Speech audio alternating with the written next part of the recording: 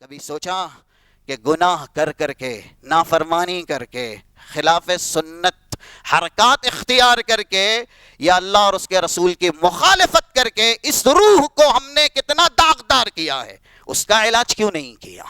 اور یہ جسم بڑھ گیا اور اس میں کمزوری آنے لگ گئی. پھر اس کو مینٹین کرنے کے لیے ایک انسان جسم کی خدمت کرتا ہے اور اس کے پیچھے کئی گھنٹے صرف کرتا ہے.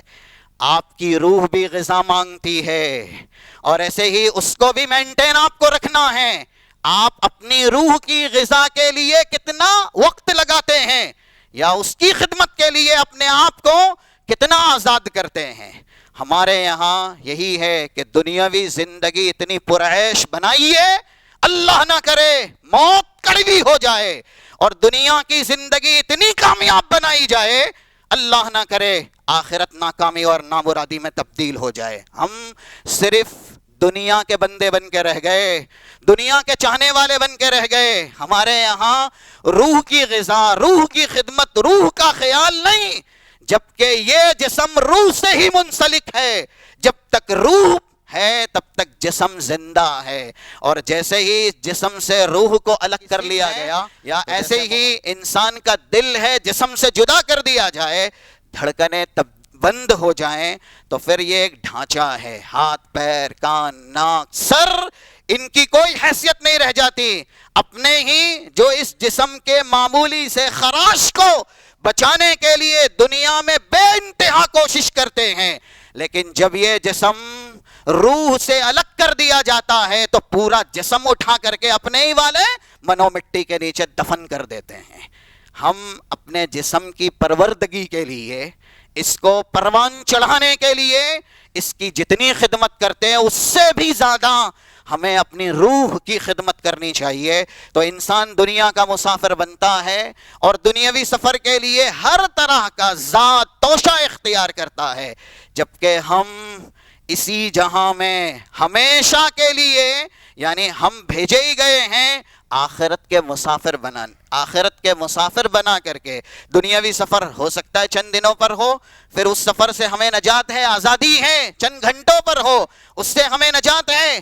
لیکن یہ زندگی کی جتنی سانسیں ہیں جب تک چلے گی تب تک ہم آخرت کے مسافر شمار کیے جائیں گے. ہمارا ہر چھوٹا بڑا لمحہ آخرت کے سفر کے لیے رواں دواں ہے. تو اس سفر میں جو ذات توشہ اختیار ہمیں کرنا چاہیے وہ ہم کیوں نہیں کرتے؟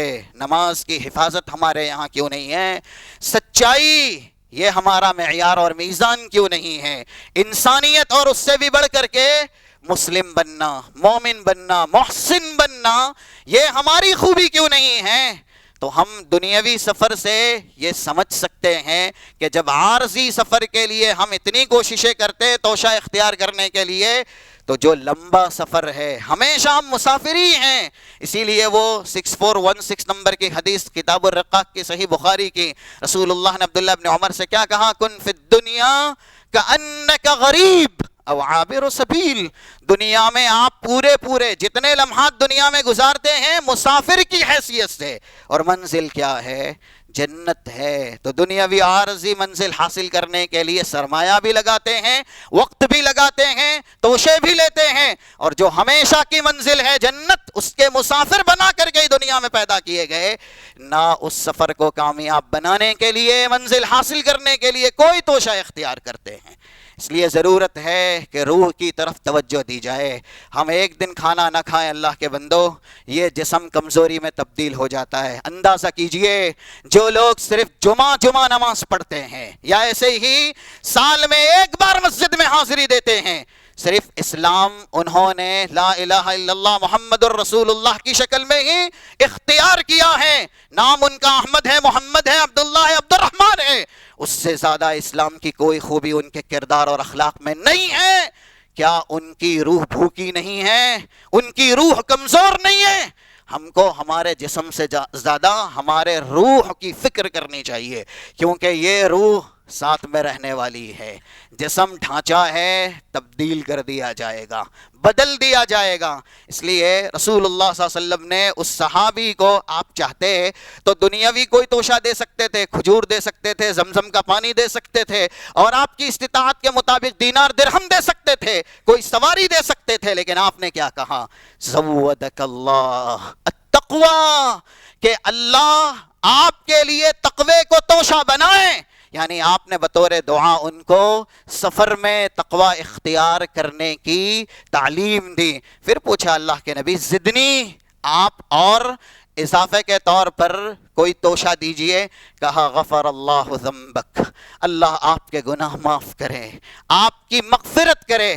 ہم کیوں اس طرف توجہ نہیں دیتے کہ ہم بہت گنہگار ہیں، گناہ کی ہمیں معافی مانگنی چاہیے۔ جس ذات کے اگلے پچھلے گناہ اللہ نے معاف کر دیے تھے، آپ 2701 2702 صحیح مسلم کی حدیثیں اٹھائیے، 100 مرتبہ استغفر اللہ کے کلمات واتوب الیہ کے کلمات زبان سے ادا کیے ہیں، اور اس میں بھی اللہم اغفر جو دعائیں ہیں، کس طریقے کی دعا رسول اللہ نے کی؟ اللہم اغفر ذنبی کلی دقہ یا وجلہ آخرہ اولہ اور سرن و علانیہ، اس طرح کے الفاظ ہیں، اور بھی دوسرے کلمات سے رسول اللہ صلی اللہ علیہ وسلم نے اللہ سے اپنے گناہ کی معافی کا سوال کیا ہے۔ ہم صرف گناہ کرتے ہیں نیکی برائے نام، اور وہ نیکی جس میں تقوی نہیں تو قبولیت کی تاثیر بھی مٹ جاتی ہے، ایسی نیکیاں ہم کرتے ہیں پھر گناہ کی معافی بھی نہیں مانگتے۔ رسول اللہ بطور توشہ صحابی کو یہ دعا دے رہے، غفر اللہ ذنبک۔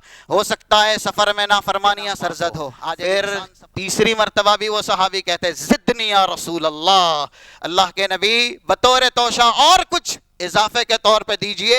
تو رسول اللہ کہتے ہیں یسر اللہ لک الخیر حیث ما کنت، میں آپ کو توشے کے طور پر یہ دعا دیتا ہوں، جہاں رہو، زمین کے جس کونے پر رہو، اللہ تمہیں بھلائی کرنے کی توفیق اور سعادت سے ہمکنار کرے۔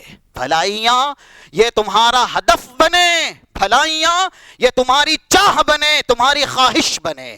آج پڑوسی کو تکلیف دینا، کسی کا مال ناجائز طریقے سے لے لینا، یا ایسے ہی کسی کو ستانا، سر عام کسی کو رسوا کرنا، کسی کا استہزاء مذاق کرنا، اور بھی ہم اسے اپنا شعار بناتے ہیں، اسے اپنا وتیرہ بناتے ہیں، اسے زندگی کا ہدف مقصد بناتے ہیں۔